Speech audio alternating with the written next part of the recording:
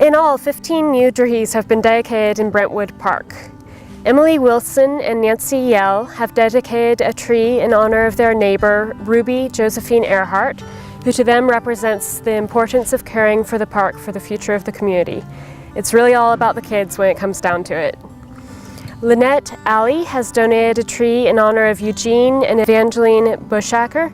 The Bushackers were original residents of Crestview and remember this neighborhood when there were no trees. We moved in the house in July 1949. We had just been married 1 month when we moved in.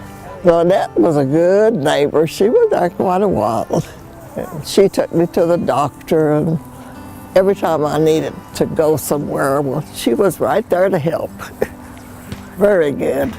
Mr. Monty Smith, in memory of Liz Yargo Grafe, who was deeply faithful and a loving friend. Friends and neighbors of Chris Knopfsinger have donated a pecan tree in his memory. Chris grew up in the neighborhood. He was gregarious and loved by all. Margaret Langford has dedicated a tree in memory of her husband, L.L. Langford. Mr. Langford was a longtime resident of the neighborhood with his wife and family. Anne Rayborn, in memory of her good friend and neighbor, John Sundberg. Michelle and Jack Holt, who live across the street from here. Their son Finn is looking forward to harvesting nuts from a pecan tree that his parents have dedicated in his honor. Finnegan was conceived in the neighborhood and has grown up in the neighborhood, and we live right across the street from the park, and we spend tons and tons of time over here, and we thought it would be really special to dedicate a tree for him, and he could watch it grow while we watch him grow, and then maybe grandchildren too. And he likes pecans, so he got a pecan tree. Darlene Hernandez, in memory of her friend Charles Payton. Richard and Kelly May have donated a tree in memory of their daughter, Madeline May, and in honor of Elena May, her younger sister. This tree here is dedicated to Madeline, our daughter, who died the day she was born. So this is in dedication to her, as well as dedicated to Elena, her little sister. We wanted to have a tree that she could watch as she grows up. So hopefully when she's 80 years old, she'll be able to sit at this tree that's 40, 50 feet tall, and be able to reflect on her life, reflect on her older sister, and reflect on the earth she has grown up with. And so that's what the dedication is for. Anne and Juan Shepard, in honor of their son, Jose David Shepard.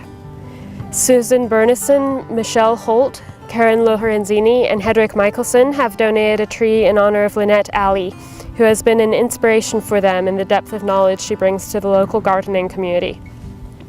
Wendy LeBlanc Arbuckle, in memory of her uncle, Vernon Bruce. My uncle was the curator for over 35 years of a park called Wattle Park in Melbourne, Australia.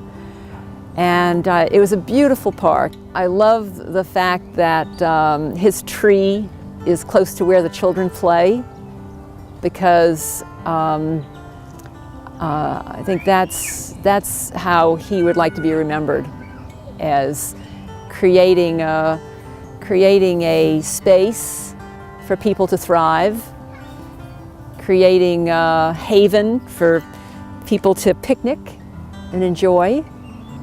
Yeah, just being part of a greater good. Yeah.